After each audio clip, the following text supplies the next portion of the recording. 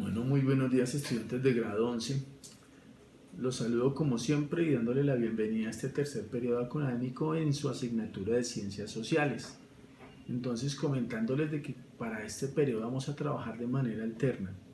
Hoy miércoles vamos a trabajar las actividades de portafolio en la página 86-87 y dentro de 8 días solamente vamos a trabajar dos actividades en la plataforma Santillana. Entonces trabajamos de manera alterna para que ustedes se programen 8 días antes y sepan cuál es la actividad que van a enviar. En este caso para hoy, en esa actividad de portafolio, la va a enviar en pantallazo en el mensaje, por favor, pero grande, algo que yo pueda notar que es lo que usted estaba escribiendo y ante todo para que usted lo pueda marcar de una manera muy clara y yo la pueda entender. Entonces, sin más preámbulos, solamente la pregunta que les quisiera hacer y ojalá me la contestaran si estuviéramos en vivo y en directo. ¿Están viendo Matarife? Yo creo que no están viendo Matarife porque no creo que sea de su interés. ¿Cómo no va a ser del interés si es toda una novedad? Cuando hablan de Matarife, pues están hablando de la situación de Álvaro Uribe Vélez, la cual es una situación digna de entenderla y de conocerla. No importa si usted tiene no importa las ideas políticas que usted vaya perfilando, igual eso hace parte de su formación intelectual. Conocer qué pasó está bien. Lo que pasa es que son documentos que hay que aprender a discernir, hay que aprender a interpretar y hay que aprender a conocer. Una de las situaciones que se viene presentando es de que pues, cualquiera tiene derecho a expresarse libremente. Hay muchísima gente que tiene pruebas en contra de él y pues simplemente se ha logrado hacer algo donde pues afortunadamente ha logrado nuevamente elevar una popularidad que ha estado perdiendo. Bueno, entonces voy a comentarles un artículo de Paloma Valencia.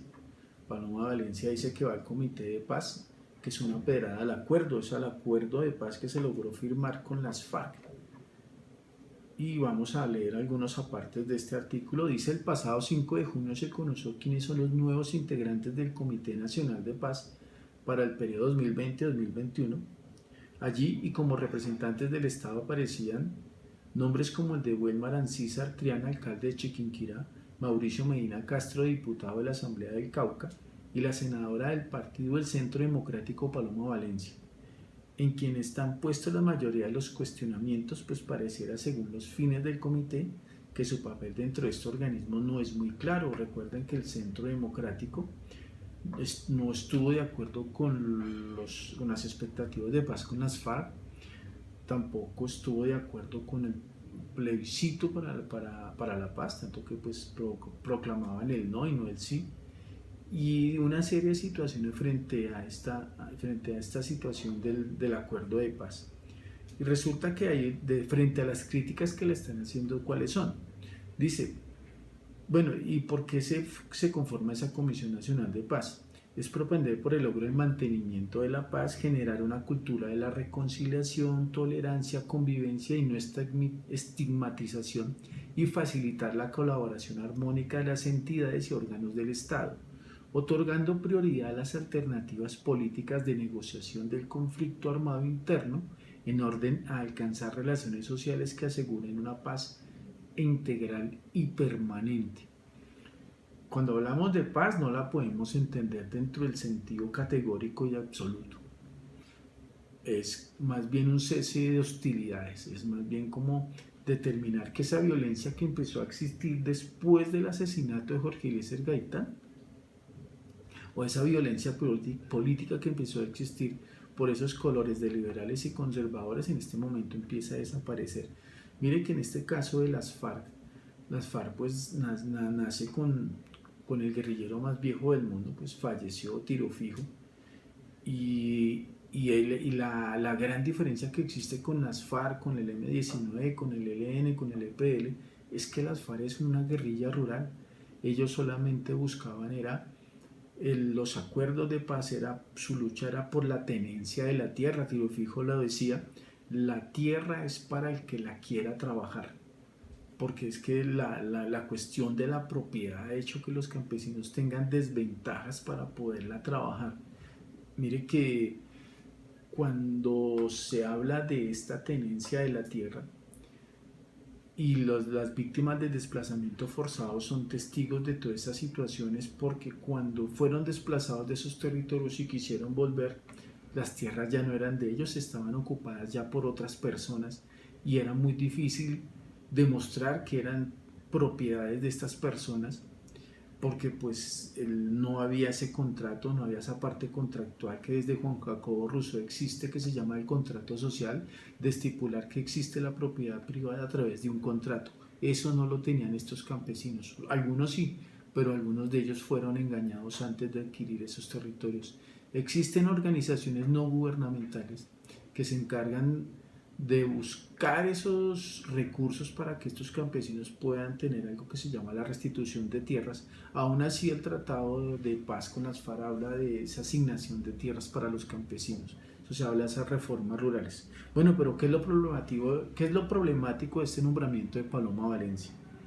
En este contexto hay que resaltar que la decisión de los nuevos integrantes del Comité Nacional de Paz viene de la mano del Alto Comisionado para la Paz, quien también ha recibido críticas a su gestión.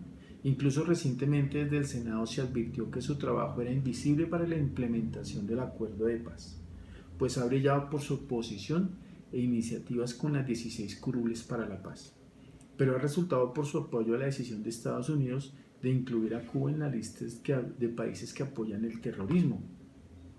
Lo malo de estas ideas de derecha e izquierda es que los de derecha creen que por apoyar una cuestión social, entonces uno es de izquierda. Y algunos de izquierda creen que porque de pronto algunas personas más bien prefieren las ideas de control social y político, entonces son de ultraderecha. Entonces esta polarización hace que realmente no sepamos como cuál debe ser el rumbo real de las cosas. Por eso es que existen ideas de centro, pero es que hay ideas de centro izquierda y hay ideas de centro derecha. Lástima que no estemos personalmente para poder hablar cómo podemos determinar que una persona es de izquierda, de derecha y de centro. Me gustaría que en el encuentro de Zoom pudiéramos hablar de eso, porque parte de las actividades de la 86-87 quiere comentarles y espera que esas respuestas tengan ese tipo de soluciones.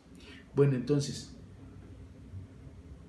de esta forma pareciera que por esa misma línea iría la elección de la senadora Valencia, pues su posición desde los diálogos en La Habana ha sido contraria a lo firmado.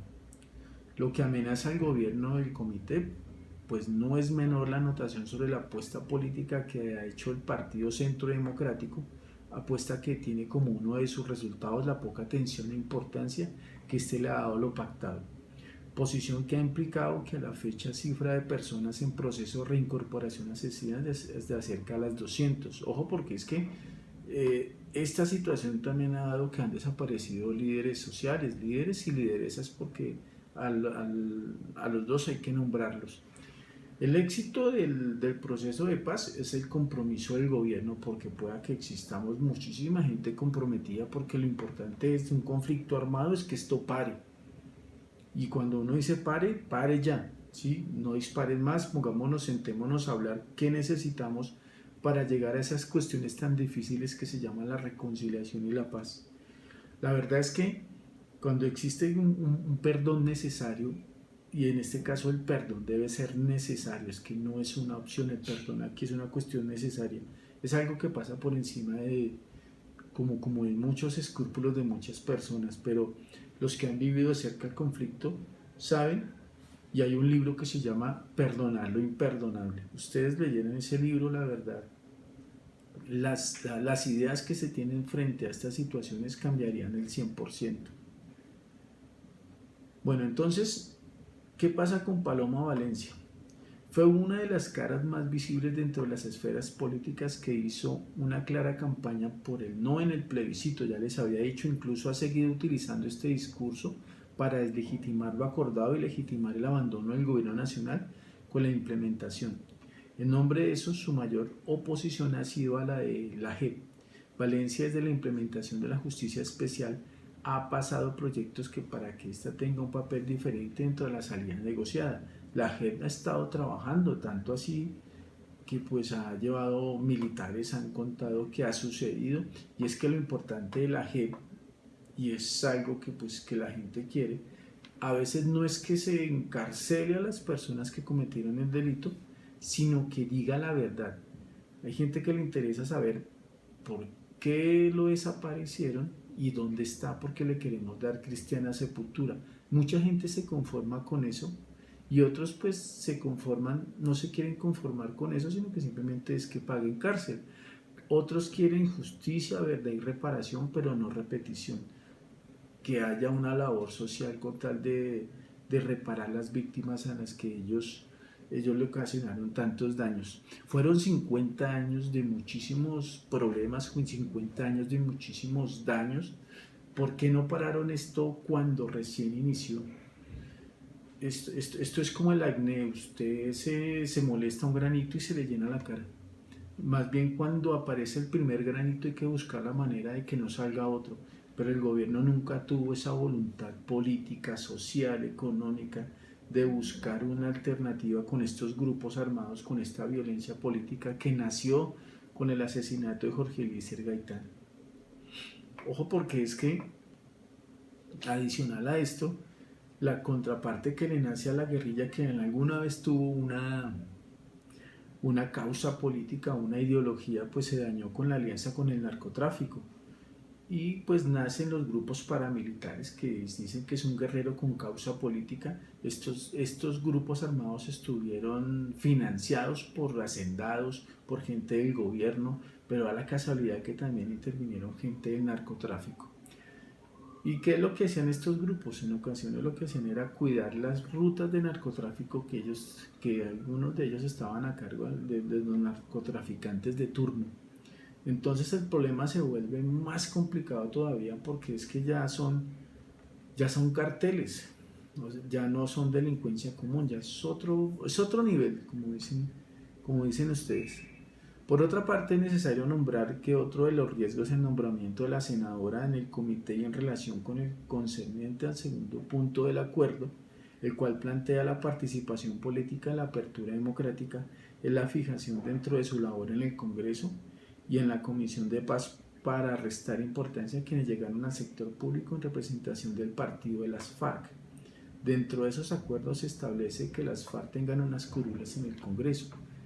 Pues para tener una curul en el Congreso primero debe ser elegido por voto popular, pero el acuerdo dio unos curules para que, como son una fuerza alternativa revolucionaria, ya no son Fuerzas Armadas Revolucionarias de Colombia, Ejército del Pueblo, sino Fuerza Alternativa Revolucionaria del Común, ahora es una fuerza política. Pues desafortunadamente algunos de ellos han desertado, algunos han regresado a las filas de la lucha, pues eso no es una lucha, ahora se llama disidencia y eso los convierte ya en delincuentes. Pero lo importante en este momento es mirar a ver qué se puede hacer con ese acuerdo.